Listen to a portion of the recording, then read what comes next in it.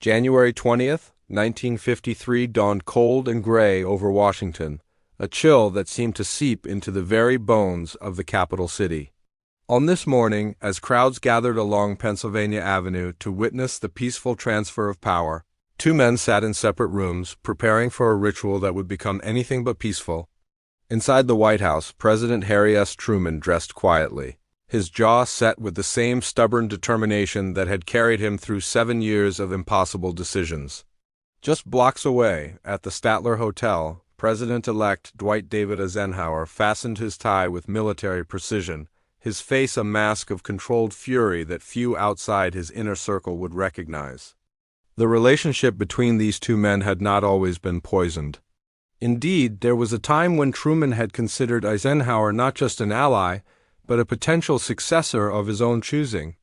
In 1945, when the general returned from Europe crowned with victory laurels, Truman had whispered to him at a reception that he would gladly help Eisenhower win the presidency, even running as his vice president if necessary.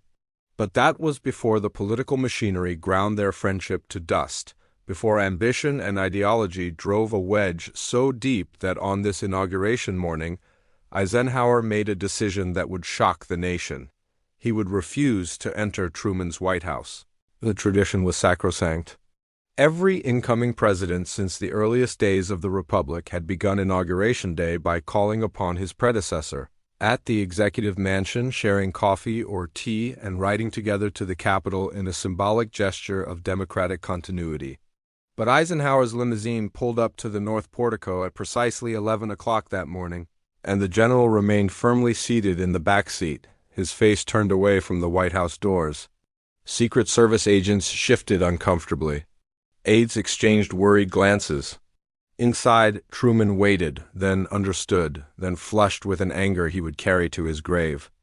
According to contemporary accounts documented by historian David McCullough, whose extensive research into Truman's presidency provides crucial insight into this moment, the outgoing president finally emerged onto the portico alone, his expression thunderous. He descended the steps stiffly, climbed into the limousine beside Eisenhower, and the two men sat in glacial silence as the car rolled toward Capitol Hill. The crowds lining the route sensed something terribly wrong, their cheers faltering as they glimpsed the rigid profiles of both men staring straight ahead, never once acknowledging each other. What had brought them to this moment of profound public rupture? The answer lay not in a single incident but in a cascade of perceived betrayals, political calculations, and deeply personal wounds that had accumulated over the previous 2 years. The campaign of 1952 had been particularly vicious, with Eisenhower's refusal to defend former Secretary of State George Marshall Truman's close friend and Eisenhower's former commander from Senator Joseph McCarthy's reckless accusations serving as perhaps the most unforgivable sin in Truman's eyes. But even deeper currents ran beneath the surface, currents of class resentment, military versus civilian authority, and the fundamental question of what it meant to be an American leader in the atomic age. The limousine carried them through streets lined with Americans who had no idea they were witnessing history of an entirely different sort than they had anticipated. To understand how two men who had once shared mutual respect could descend into such bitter animosity, one must travel back to 1945. When the world still smoldered from the fires of the Second World War, General Dwight Eisenhower strode through the streets of European capitals as a conquering hero, the architect of Nazi Germany's defeat, while Harry Truman, thrust suddenly into the presidency by Franklin Roosevelt's death, struggled to fill shoes that seemed impossibly large. Their first meeting as president and general had been cordial, even warm, with Truman deeply impressed by Eisenhower's modesty and apparent lack of political ambition. Truman, who had never attended college and had failed at business before entering politics, found himself drawn to Eisenhower's apparent everyman quality despite his extraordinary achievements. The president saw in the general a rare combination: military brilliance without the dangerous political hunger that had toppled democracies throughout history. At a June 1945 victory celebration, Truman had made his extraordinary offer, telling Eisenhower he would support him for president in 1948 and even serve as his running mate. Eisenhower had demurred, insisting he had no political aspirations whatsoever, that he was a soldier who wished only to return to a quiet life once his service ended.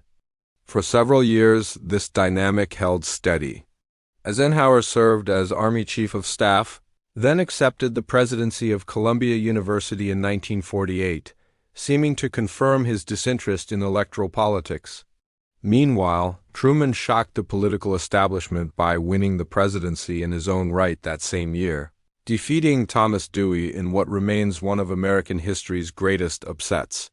The president and the general maintained a friendly correspondence, exchanging letters on military policy and international affairs, with Truman continuing to seek Eisenhower's counsel on matters of national defense.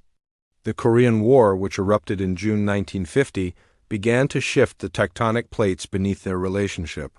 Truman's decision to commit American forces to defend South Korea proved deeply unpopular as the conflict dragged on, with casualties mounting and no clear victory in sight. The president's dismissal of General Douglas MacArthur in April 1951, though supported by military leadership including Eisenhower, unleashed a firestorm of public criticism. Truman's approval ratings plummeted to levels rarely seen in American presidential history, hovering near 23% by early 1952. Republican Party leaders, sensing opportunity, began courting Eisenhower with increasing intensity. The general, now serving as Supreme Commander of NATO forces in Europe, maintained his public stance of political neutrality, but private conversations revealed a growing concern about what he viewed as excessive government spending and creeping socialism under democratic administrations. Letters from these years, preserved in the Eisenhower Presidential Library, show a man wrestling with duty to country versus personal preference, increasingly convinced that only his candidacy could prevent what he saw as fiscal catastrophe and weak foreign policy. The moment of transformation came in 1952, when Eisenhower finally declared his Republican affiliation and entered the presidential race. Truman felt betrayed on multiple levels. Not only had Eisenhower broken what Truman considered an implicit promise to stay out of politics, but he had joined the opposition party, the party of men Truman viewed as isolationists, who had opposed the very international engagement Eisenhower himself had championed. The personal became political, and the political became deeply personal in ways that would prove impossible to untangle.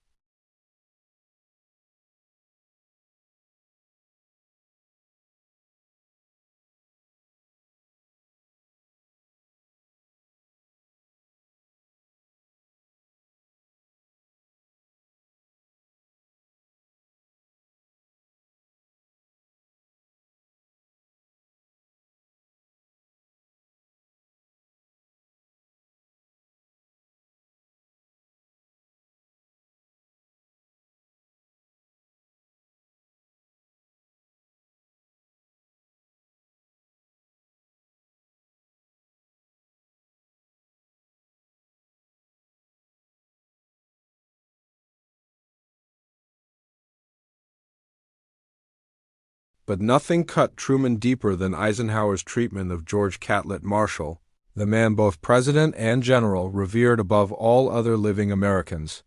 Marshall had served as Army Chief of Staff during World War II, as Secretary of State who developed the plan that saved post-war Europe, and as Secretary of Defense during the Korean War's darkest hours. He was, in Truman's estimation, the greatest American of the 20th century. Eisenhower owed his European command and subsequent fame directly to Marshall's selection and support. Yet Senator Joseph McCarthy of Wisconsin, riding high on his anti-communist crusade, had branded Marshall a traitor, part of a conspiracy so immense and an infamy so black as to dwarf any previous venture in the history of man. The moment of truth came in October 1952, when Eisenhower's campaign train rolled through Wisconsin, McCarthy's home state. The general's speechwriters had prepared remarks defending Marshall against McCarthy's slanders, paragraphs that praised Marshall's character and patriotism. As documented in journalist Evan Thomas's biography of Eisenhower, the general reviewed these passages aboard his campaign train, approved them, and prepared to deliver them at a major rally in Milwaukee. But McCarthy himself boarded the train, met with Eisenhower privately, and when the general took the podium that evening, the Marshall defense had been deleted entirely. Eisenhower stood beside McCarthy, smiling for cameras, the two men's hands clasped in apparent unity. Truman, watching newsreels of that rally, felt something break inside him. He had disagreed with Eisenhower's politics, resented his candidacy, and bristled at campaign attacks, but this was different. This was cowardice, a betrayal not just of Marshall but of the values Truman believed military men like Eisenhower were supposed to embody. The president began attacking Eisenhower personally in his own campaign speeches, supporting Democratic nominee Adlai Stevenson with unusual venom for an outgoing president. He called Eisenhower's military record into question, suggesting that others deserved more credit for winning the war. He mocked Eisenhower's intellect, claiming the general was being manipulated by cynical Republican operatives. He questioned Eisenhower's courage, the ultimate insult from one who had served in combat to one whose military reputation was unassailable. Eisenhower's response was equally personal. He stopped referring to Truman as President Truman or the President, using only Truman or the administration, with a disdain that dripped from every syllable. He blamed Truman personally for every American casualty in Korea, implying that the president's incompetence was killing American boys. He suggested that corruption in Truman's administration reached into the Oval Office itself, though carefully avoiding explicit accusations that might invite libel suits. The two men, who had once corresponded as friends, now communicated only through increasingly bitter public statements. The election itself was a landslide, with Eisenhower capturing 42 of 48 states and winning the popular vote by nearly 7 million ballots. Truman watched the returns come in at his home in Independence, Missouri, surrounded by loyalists but feeling utterly rejected by the American people he had served through crisis after crisis. The next morning, duty required that he telegraph congratulations to President-elect Eisenhower and begin the transition process. But every word of courtesy cost him dearly.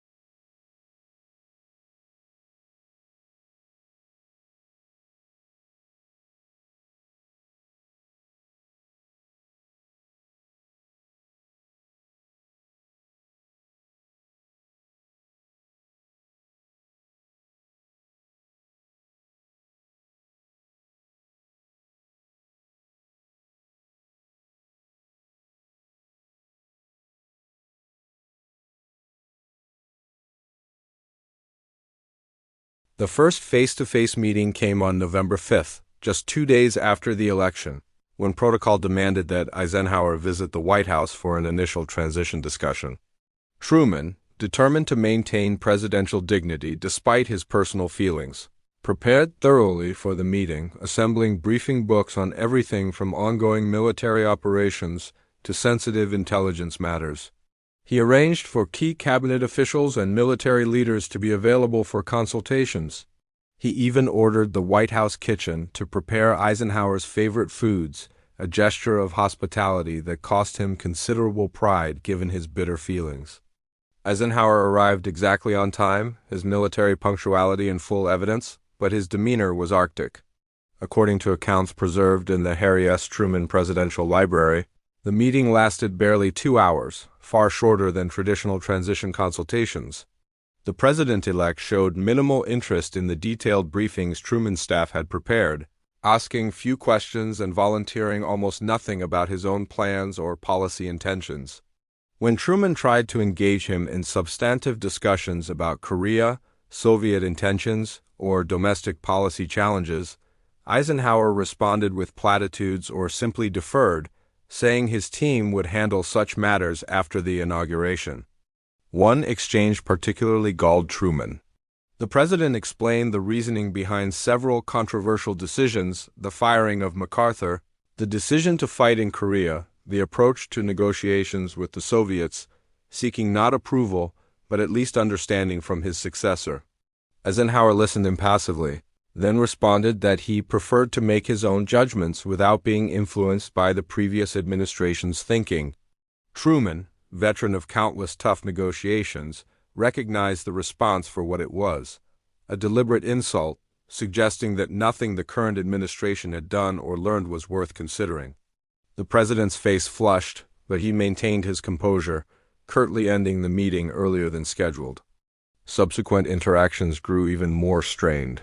When Truman invited Eisenhower to attend National Security Council meetings during the transition to understand ongoing operations and decision-making processes, the president-elect declined, sending representatives instead.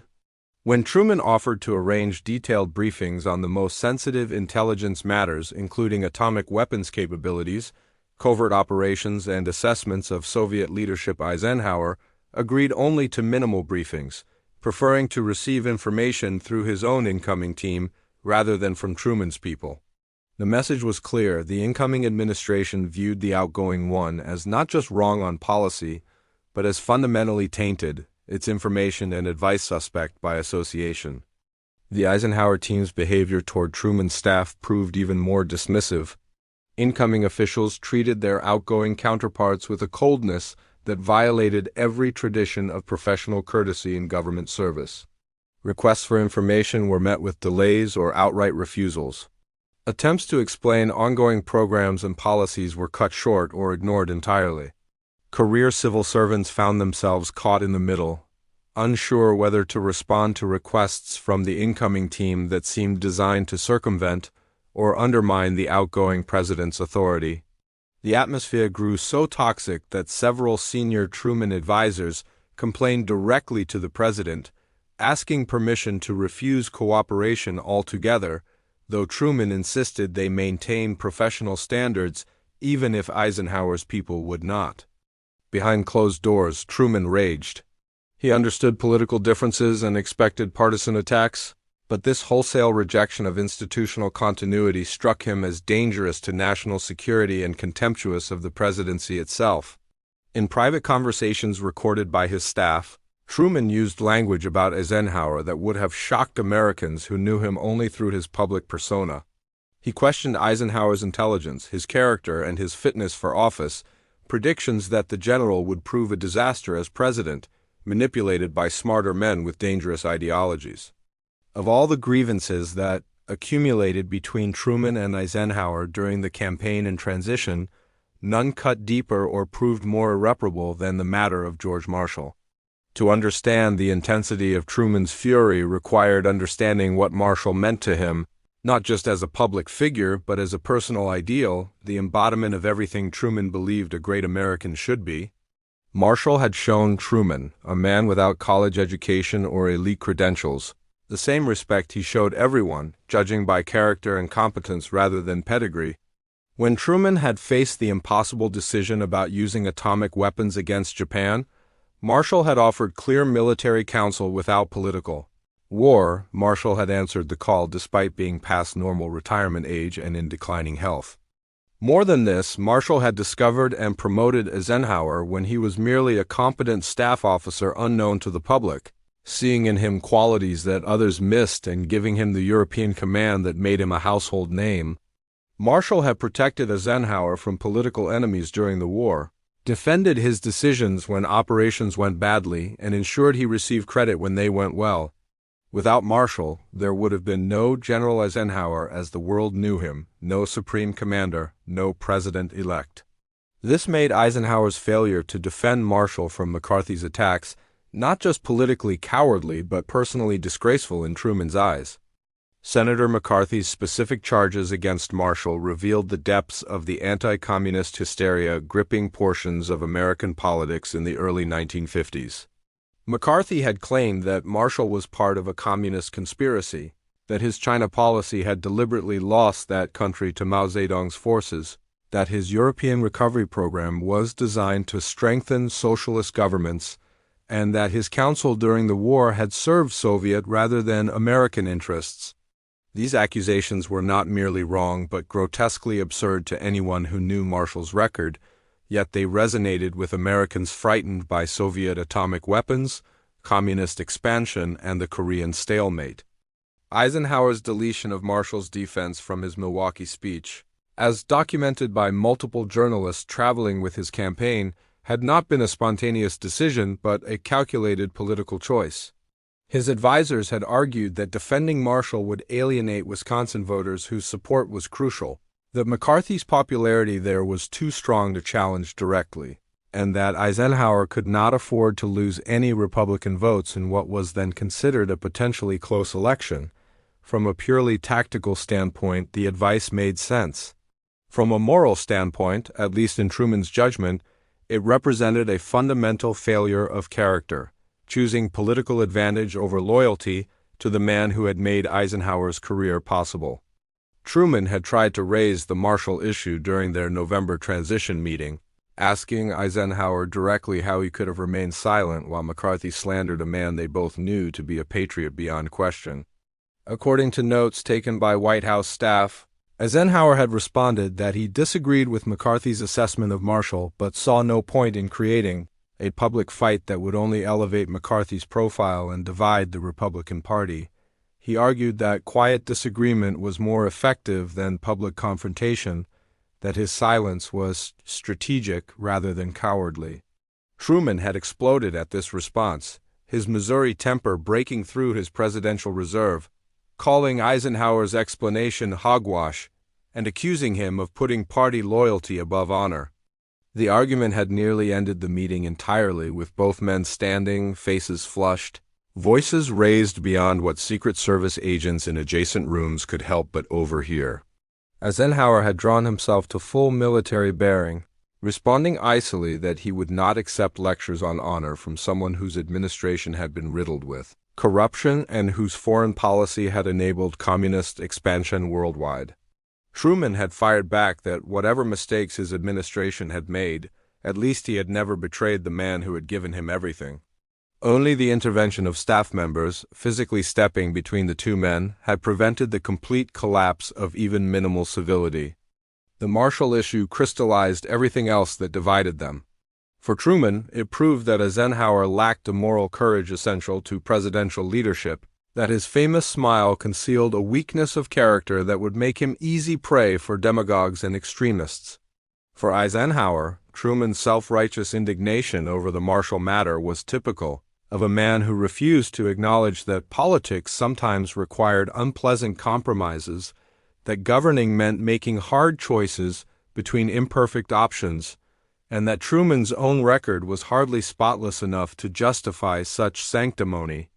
Neither man could see the other's perspective because neither trusted the other's motives, each convinced the other was not just wrong but fundamentally flawed as a leader and as a man.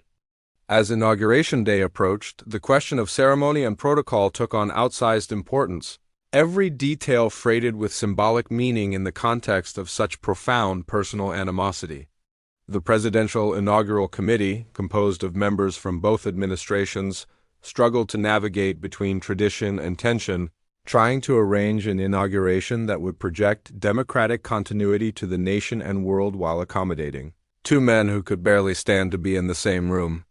The committee's challenge was complicated by Eisenhower's team, which seemed determined to minimize any suggestion that Eisenhower owed anything to his predecessor, or that the outgoing administration deserved any acknowledgement beyond the minimum required by custom. The traditional schedule called for the president-elect to arrive at the White House on inauguration morning, where he would be greeted by the outgoing president. The two men would then share coffee or tea in the Blue Room, joined by their wives and perhaps a few close advisors in an intimate moment symbolizing the peaceful transfer of power. Following this, they would ride together in an open car from the White House to the Capitol, waving to crowds lining Pennsylvania Avenue, before the president-elect took his oath and the former president retreated into private life. This ritual, performed with variations since the earliest days of the Republic, represented one of democracy's most powerful images, political opponents setting aside their differences to honor something larger than themselves. Eisenhower's staff, however, began proposing alterations to the traditional schedule. They suggested that perhaps the two men might meet instead at a neutral location, or that the president-elect might proceed directly to the Capitol. They questioned whether the coffee ritual was truly necessary, whether the joint car ride might be shortened, whether photographs of the two men together might be limited. Truman's staff, recognizing these suggestions as deliberate attempts to minimize Eisenhower's association with the outgoing administration, pushed back, insisting that tradition be honored regardless of personal feelings. The committee found itself mediating increasingly bitter disputes over what should have been routine ceremonial matters. In early January 1953, Truman made what he considered a gracious gesture, one that cost him considerable pride, but which he felt duty required. He sent a personal letter to Eisenhower, handwritten rather than typed, acknowledging their differences but expressing hope that they might at least perform the inauguration rituals with dignity. He reminded Eisenhower that the ceremony was not about them personally but about the office and the nation, that Americans in the watching world needed to see that democracy's transitions could be managed peacefully, even between men who disagreed profoundly. He suggested that they both had an obligation to rise above their personal feelings for the sake of something larger than themselves. Eisenhower's response, which arrived more than a week later and was typed on official stationery rather than handwritten, was coldly formal. He agreed that the inauguration should be conducted properly, but made no acknowledgment of Truman's personal gesture or appeal.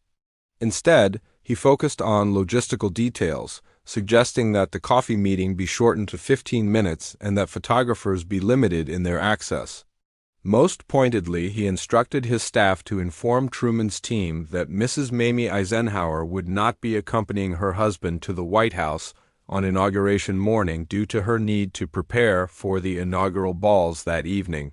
This was a transparent fiction First Ladies had always managed to do both, and everyone understood it as a deliberate snub of Mrs. Bess Truman. The slight to his wife pushed Truman past any remaining inclination toward graciousness. Bess Truman had endured years of unfair criticism and invasion of privacy, had supported her husband through impossible decisions and political attacks, and had maintained her dignity throughout. That Eisenhower would use his wife to deliver an insult struck Truman as not just personally offensive but ungentlemanly, a violation of codes of conduct that transcended political disagreement. In a meeting with his closest advisers, Truman declared that if Eisenhower wanted to treat the inauguration as a hostile encounter rather than a democratic ritual, then so be it. The president would fulfill his constitutional duties but would not pretend warmth where none existed. The final week before inauguration saw both camps hardening their positions. Eisenhower's staff made clear that the president-elect would participate in the ceremony but would not engage in any unnecessary interaction with Truman beyond what protocol absolutely required. Truman's staff, taking their cue from their boss's anger, stopped attempting to coordinate beyond the bare minimum. The inaugural committee found itself unable to resolve even simple questions because neither side would compromise on anything. Washington insiders began whispering that the inauguration might turn into a public disaster, that the obvious hostility between outgoing and incoming presidents might embarrass the nation before the world.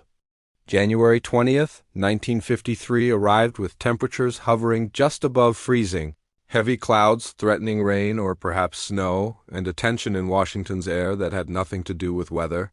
At the Statler Hotel, Dwight Eisenhower woke early, as was his military habit, and went through his morning routine with characteristic precision. He read the morning newspapers over breakfast, noting that several columnists had picked up rumors of bad blood between him and Truman, but none yet understood just how bad the situation had become. He dressed in formal morning clothes, though he had privately complained that such civilian pomp felt absurd for a soldier. His aides briefed him on the day's schedule, and when they reached the White House portion, Eisenhower asked a question that froze the room. "Is there any way to skip that part entirely?" His chief of staff, Sherman Adams, a former New Hampshire governor known for his own flinty personality, responded carefully that tradition and public expectation made it impossible to simply bypass the White House stop entirely. However, Adams suggested perhaps the time spent inside could be minimized. Perhaps instead of going inside for coffee, the president-elect might simply wait in the car while someone went to fetch President Truman. Eisenhower seized on this idea immediately. He would fulfill the technical requirement of calling on the outgoing president without having to enter what he had taken to calling Truman's house in private conversations. It was a compromise between duty and distaste, a way to honor the office if not the man.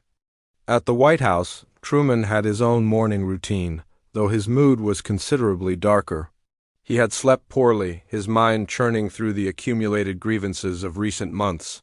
He dressed with particular care, knowing that photographs from this day would last forever, and sat for a final breakfast as president in the family dining room. His staff had prepared detailed schedules for the day, timing calculated to the minute, but everyone moved quietly, sensing the president's foul temper. When someone mentioned that perhaps the day might prove less awkward than feared, that perhaps both men would rise to the occasion, Truman cut him off sharply. "Don't kid yourself. That man has shown me exactly who he is."